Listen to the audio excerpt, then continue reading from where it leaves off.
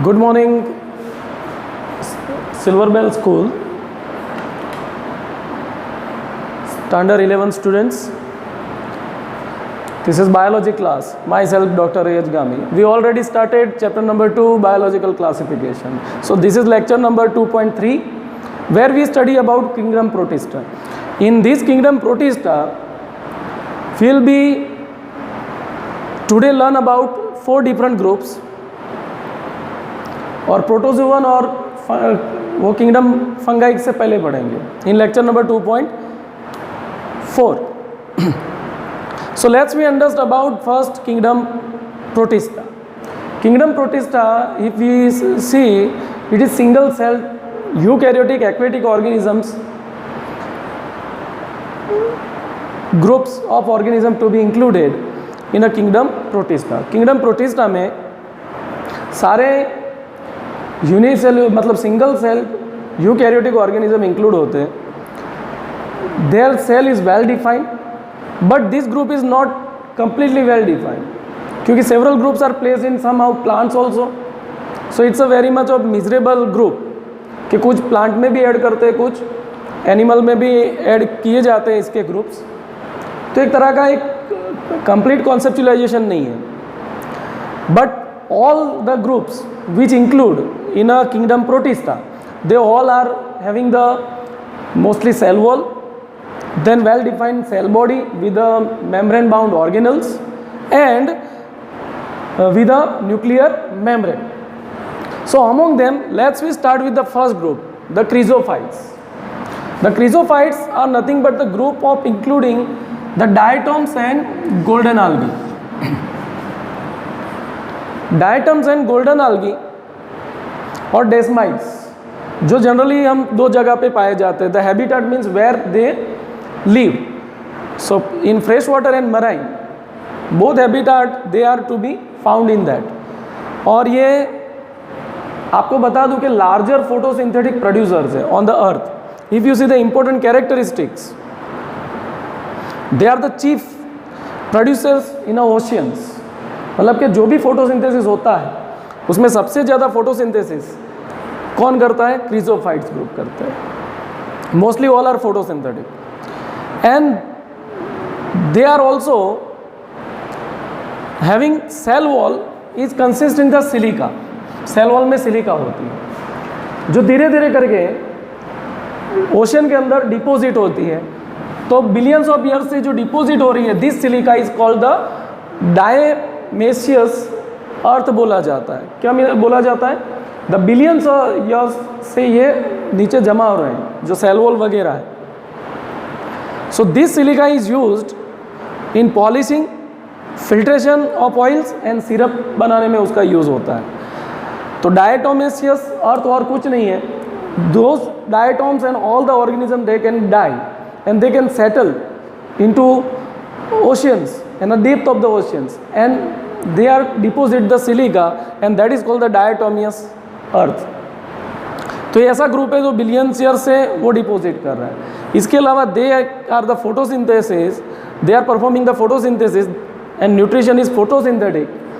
So they are the chief producer in oceans. Ocean में सबसे ज़्यादा फोटोसिंथेसिस कोई करता है तो कौन करते हैं? Chrysophytes, means mostly diatoms. Now the next group is dinoflagellates. इसका नाम इसीलिए दिया गया है, they having 2 flagella, one from disc, एक डिस्क के ऊपर फ्लैजेला होता है, and one is the नोक. जो नोक होती है, नोब होती है, वहाँ पर नेक के ऊपर जो फ्लैजेला होता है, ऐसे 2 फ्लैजेला होते हैं. This is number 1 flagella and this is number 2 flagella. तो mostly of this kingdom protista second group, they habitat mostly are marine, they are not found in a fresh water. वो कोई fresh water में पाए जाते हैं नहीं है, mostly oceans and सी में पाए जाते हैं. और इसकी कैरेक्टरिस्टिक है, इसमें क्या होते हैं? 2 flagella for their movement. Flagella हम ऑलरेडी अंडरस्टैंड कर चुके. नाउ न्यूट्रिशन फोटोसिंथेटिक है again, and well known example of the red, जिसको हम रेड टाइड्स बोलते हैं. जो दरिया में होता है तो पूरा जो वाटर है वो क्या एकदम रेड दिखता है. तो दिस इज कॉल्ड गोनियालैक्स जो है वो एग्जाम्पल है, mostly find into the oceans. इसमें अलग अलग तरह के पिगमेंट्स होते हैं। ज़ैंथोफिल होता है तो येलो, ग्रीन होता है फोटोसिंथेटिक पिगमेंट, ब्राउन पिगमेंट होता है, okay. Then blue and red, जैसा पिगमेंट वैसे वो क्या लगते हैं, they appear in colour. So they are mostly found yellow, green, brown, blue और रेड कलर। सेल वॉल इसकी किसकी बनी होती है, सेल्यूलोजिक होती है। सेल विथ मोस्टली 2 फ्लैजेला, इसमें कितने फ्लैजेला होते हैं, 2 फ्लैजेलास आर प्रेजेंट, ओके। तो ये जब पूरे रेड तक बीजते हैं तो उसको रेड टाइड्स भी बोला जाता है। तो it's appear in red in colour mostly. तो this can also produce the different type of poisonous substance and this poisonous substance can be kills the many more fishes also in a marine habitat. तो ये poisonous भी होते हैं, they also release the different poisons. तो fish can't be eat that, okay. So this is number 1 group and this is number 2 group. Let's we move to the 3rd and 4th group, the euglenoids and slime molds.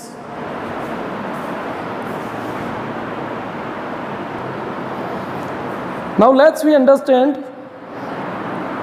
euglenoids and slime mold. So let's we understand about euglenoid. The example, well known example is euglena. The euglena specially, they are most of all are freshwater organism. Chrysophyte freshwater and marine they, dinoflagellate marine they, and they are chiefly freshwater animals or organisms. All having cell wall, वहाँ पे silica की cell wall थी, डाइनोफ्लैजेलेट में cellulosic थी, but here the cell wall is absent, they lack cell wall but they having the protein layer. इनके ऊपर कौन सा लेयर होता है, protein layer, and this layer is called pellicle. This layer is called pellicle. इसमें cell wall होती नहीं है but they having protein layer, that is called pellicle. That is the outermost protecting layer in a euglena. तो euglena, if we talk about nutritional things, तो euglena having the dual mechanism of nutrition. एक ये हैरत अंगेज जैसी बात है कि Euglena जो होते हैं उसमें ड्यूअल नेचर ऑफ न्यूट्रिशन पाया जाता है. What is dual nature means, if in presence of sunlight, मतलब ड्यूरिंग द डे ऑलमोस्ट, और sun in a presence of sunlight, they perform photosynthesis. वो फोटोसिंथेसिस करते हैं, they made on food. But if absence of sunlight, maybe in a darker region, they behave as a heterotrophs. They eating the small insects and they eating the small animals like the zooplanktons. What is this important characteristic? That is already I am explaining to you. They lack the cell wall. ये सारे point आपको दिमाग में रखना है. Now the 4th number group is a slime mold. So slime mold एक तरह का फंगाई में, जो फंगाई के पूर्वज भी बोल सकते हैं आप, is ancestors of fungi. Mostly habitat, they are found in a moisturous conditions and mostly heterotrophic. But heterotrophic में एक अलग न्यूट्रिशन का पार्ट है. Capture and prey, capturing the prey जैसा नहीं. They are saprophytic. What is saprophytic? Saprophytic is nothing but decaying. जो भी bio, मतलब जो भी मटेरियल है, जो भी प्लांट्स है, ट्विग्स है, वो जब गिर जाते हैं तो उसका ही डिग्रेडेशन करते हैं by engulfing and digesting it. So they are called the saprophytic. ये कंडीशन को हम क्या कहते हैं, जो डेथ एंड डिकेइंग मटेरियल को डिकम्पोज करते हैं. So this process is called saprophytic in nature. So they depend on the death and decaying material. हम जैसे खाना खा लेते हैं तो हम या तो प्रे कैप्चर करता है, टाइगर किसी को ईट करता है तो प्रे कैप्चर करता है, एनगल्फ करता है तो प्रे कैप्चर करता है. बट इसमें ऐसा नहीं है. ये कोई भी जो डिपोजिट मटेरियल है उसको डिकम्पोज करते हैं. Okay, so this called the saprophytes. Now important characteristic, if in a suitable form they aggregate and forming the larger group that is called plasmodium. But in unfavorable condition, this plasmodium can be forming the fruiting bodies. क्या form करती हैं? Fruiting bodies form करते हैं. And in unfavourable condition this fruiting bodies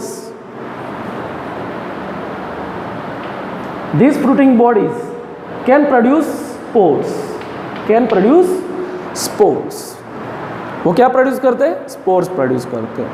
spore इतने rigid होते हैं कि इन thousands of years they remain viable. वो viable रह सकते हैं. Okay. And the spore can be dispersed by air current. हवा के माध्यम से स्पोर यहाँ से दूसरी जगह जाते हैं, और जब फेवरेबल कंडीशन आती है they can divide and forming again slime mould. So this 4 group you have to keep in your mind. Tomorrow, और मतलब in next lecture 2.4 we'll be learned about the protozoans, and we initially start with the fungi. Okay, so this is all for today. Any queries, you can go through the book, you can ask to me. Thank you to all of you.